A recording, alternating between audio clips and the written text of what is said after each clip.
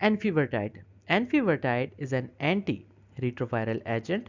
Anti retroviral का मतलब हम इसे एचआईवी की ट्रीटमेंट में यूज़ कर सकते हैं।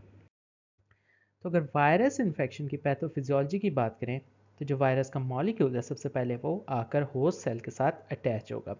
अटैच होने के बाद it is going to enter into the host cell. उसके बाद एंट्री होगी, एंट्री के बाद उसकी अनकोटिंग होगी।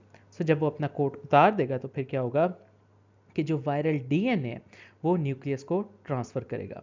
सो जो वायरल डीएनए है वो न्यूक्लियस यानी जो होस्ट सेल है उसको ट्रांसफ़र करेगा।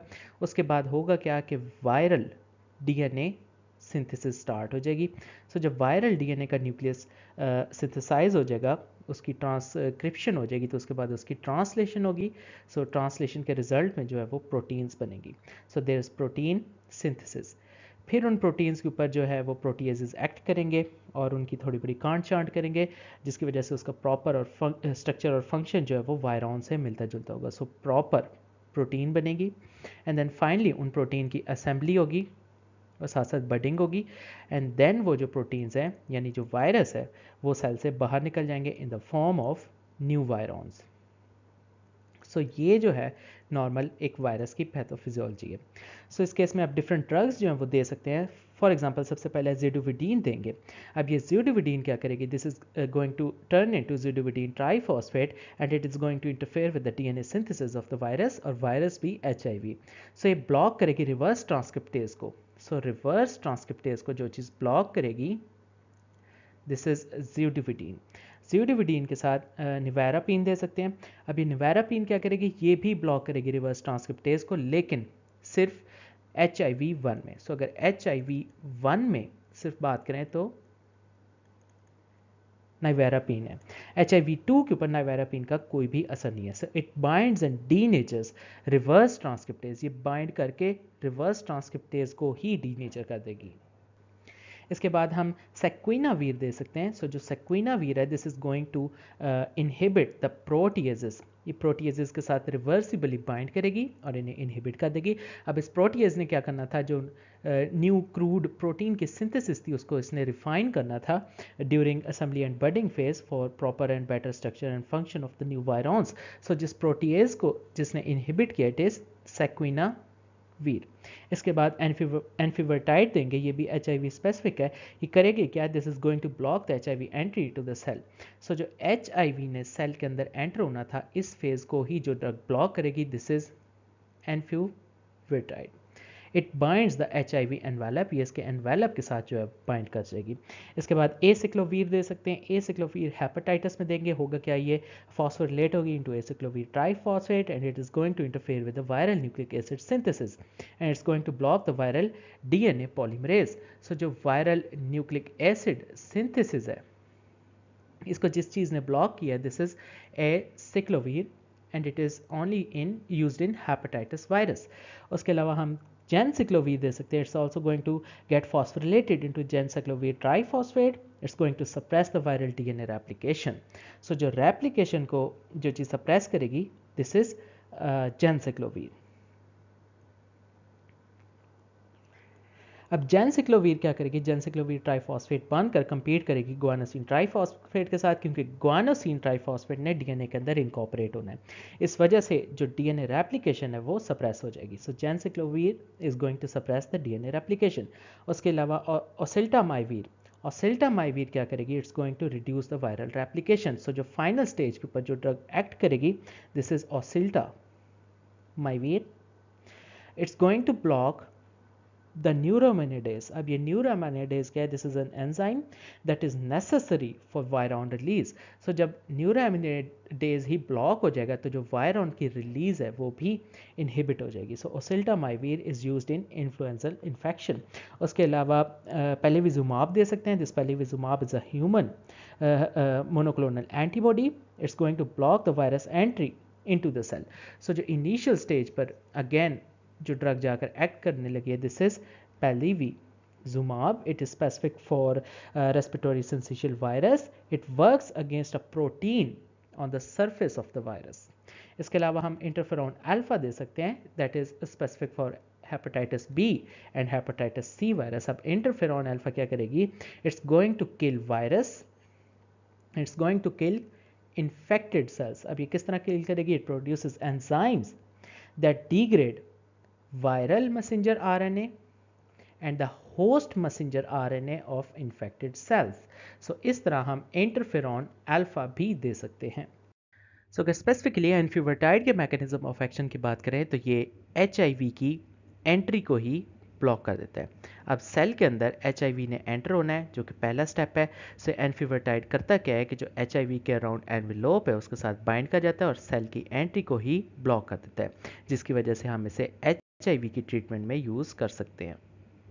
फार्माकोकाइनेटिक्स की बात करें तो enfuvirtide is given by subcutaneous injection और एलिमिनेशन हाफ लाइफ इसकी राउंड अबाउट 4 आवर्स है। क्लिनिकल यूज़ में HIV टाइप 1 की ट्रीटमेंट में हम इसको यूज़ कर सकते हैं in combination with other anti रिट्रोवायरल्स।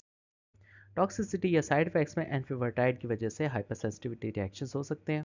तो फाइनली अगर हम सारी एंटीवायरल ड्रग्स को समराइज करें तो इसके डिफरेंट ग्रुप्स बन सकते हैं। फॉर एग्जांपल पहला ग्रुप है दैट इज़ एंटी हर्पीज़।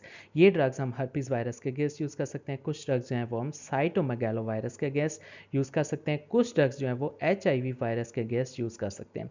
अब जो HIV के अगेंस्ट यूज़ करेंगे उसमें डिफरेंट कैटेगरीज है। फॉर एग्जाम्पल फ्यूजन इनहिबिटर्स भी हो सकते हैं, एंट्री इनहिबिटर्स जिसे हम कहें CCR4 इनहिबिटर्स। इसके अलावा कुछ रिवर्स ट्रांसक्रिप्टेज इनहिबिटर्स हो सकते हैं जिसमें न्यूक्लियोसाइड रिवर्स ट्रांसक्रिप्टेज इनहिबिटर्स या फिर non nucleoside reverse transcriptase inhibitors आ सकते हैं। इसके अलावा कुछ और ड्रग्स होंगी जिन्हें हम प्रोटीज इनहिबिटर्स कहेंगे और फाइनली कुछ ड्रग्स होंगी जिन्हें हम इंटीग्रेज स्टैंड इनहिबिटर्स कह सकते हैं। उसके अलावा अगर इन्फ्लुएंजा के अगेंस्ट बात करें तो कुछ ड्रग्स होंगी वो इन्फ्लुएंजा ए और कुछ ड्रग्स होंगी इन्फ्लुएंजा टाइप बी के अगेंस्ट यूज़ होंगी। इसके अलावा कुछ एंटीवायरल ड्रग्स होंगी वो हेपेटाइटिस में यूज़ होंगी। सो कुछ जनरल ड्रग्स हैं, कुछ ड्रग्स हैं स्पेसिफिकली हेपेटाइटिस बी के अगेंस्ट यूज़ होंगी, कुछ ड्रग्स हैं स्पेसिफिकली हेपेटाइटिस सी के अगेंस्ट यूज़ होंगी। सो जो सी के अगेंस्ट यूज़ होंगी उनकी फर्दर डिवीजन है। For example NS34A protease inhibitors हो सकती हैं या फिर NS5A इनहिबिटर्स होंगी या फिर कुछ NS5B RNA पॉलीमरेज इनहिबिटर्स होंगी जो कि न्यूक्लियोसाइड और नॉन न्यूक्लियोसाइड दोनों में होंगे। सो अगर सबसे पहले एंटी हर्पीज़ की बात करें सो एंटी हर्पीज़ में आ सकती हैं एसाइक्लोवीर, वैलसाइक्लोवीर, पेनसाइक्लोवीर, फैमसाइक्लोवीर, डोकोसानोल, आइडॉक्सियूरिटीन और ट्राइफ्लोरिटीन। इसके अलावा अगर साइटोमेगालो वायरस के अगेंस्ट यूज़ होने वाली ड्रग्स की बात करें तो गैंसाइक्लोवीर, वैलगेंसाइक्लोवीर, सिडोफोविर, फोस्कारनेट, फोमीविरसिन और वाइडाराबिन आ सकती हैं। इसके अलावा अगर HIV के अगेंस्ट यूज़ होने वाली ड्रग्स की बात करें तो जो पहली कैटेगरी है फ्यूजन इनहिबिटर्स, उसमें एनफ्यूवर्टाइड आ सकती है और कुछ ड्रग्स हैं एंट्री इनहिबिटर्स जिसे CCR4 इनहिबिटर्स कहते हैं, उसमें मायरावायरिक आ सकती है। इसके अलावा कुछ और ड्रग्स हैं जिन्हें रिवर्स ट्रांसक्रिप्टेज इनहिबिटर्स कहते हैं और रिवर्स ट्रांसक्रिप्टेज में अगर पहले NRTIs को देखें which is nucleoside reverse transcriptase inhibitors तो उसमें जिडोविडीन, एबैकावीर, डाइडानोसिन, एमट्राइसिटावीन और लेमिविडीन, स्टेविडीन, टीनोफोविर और जेलसाइटाबीन आ सकती हैं। इसके अलावा अगर non nucleoside reverse transcriptase inhibitors की बात करें तो उसमें डिफरेंट ड्रग्स आ सकती हैं। फॉर एग्जांपल इसमें डेलावेडीन आ सकता है, इफोवेरेंस आ सकती है, एट्रावरीन आ सकती है, टिवेरापीन आ सकती है, उसके अलावा रेल्पीवरीन आ सकती है। इसके अलावा अगर HIV में यूज़ होने वाली बाकी ड्रग्स की बात करें तो इसमें पहला ग्रुप है प्रोटीज इनहिबिटर्स, वो आ सकती हैं जिसमें आ सकते हैं एटाजिनावीर, डेरुनावीर, फोसएम्प्रीनावीर, इंडिनावीर, लोपिनावीर, राइटोनावीर, देन उसके बाद नल्फिनावीर, सेक्विनावीर एंड देन फाइनली ट्राइपेनावीर। इसके अलावा अगर इंटीग्रेज स्टैंड इनहिबिटर्स की बात करें तो उसमें रेल्टिग्रावीर, डोलोटिग्रावीर और एल्विटिग्रावीर आ सकते हैं। अगर एंटी इन्फ्लुएंजा ड्रग्स की बात करें तो कुछ ड्रग्स जो इन्फ्लुएंजा टाइप ए के अगेंस्ट यूज़ होंगी उसमें एमेंटेडिन, रिमेंटेडिन आएंगी और कुछ ड्रग्स जो ए और बी दोनों के अगेंस्ट यूज़ होंगी तो उसमें सिल्टामाइवीर, जैनामाइवीर और पैरामाइवीर आ सकती हैं। इसके अलावा अगर हेपेटाइटिस के अगेंस्ट यूज़ होने वाली ड्रग्स की बात करें तो उसमें इंटरफेरोन अल्फा, एडिफोविर, डाइपिवॉक्सिल, एंटीकावीर, लेमिविडीन और राइबाविरिन आ सकती हैं। इसके अलावा अगर हेपेटाइटिस में स्पेसिफिकली हेपेटाइटिस बी वायरस की बात करें तो कुछ ड्रग्स हैं वो यूज़ हो सकती हैं। For example telbivudine, tenofovir, sofosbuvir and boceprevir. इसके अलावा हेपेटाइटिस में कुछ और ड्रग्स हैं जो हम हेपेटाइटिस सी वायरस के लिए यूज़ करेंगे। अब इसमें डिफरेंट कैटेगरीज हैं। सो अगर हम NS34A प्रोटीज इनहिबिटर्स की बात करें तो सबसे पहले आ सकते हैं ग्रेंजोप्रावीर, देन हमारे पास आ सकती है पेरिटैप्रावीर एंड देन फाइनली सिमैप्रावीर।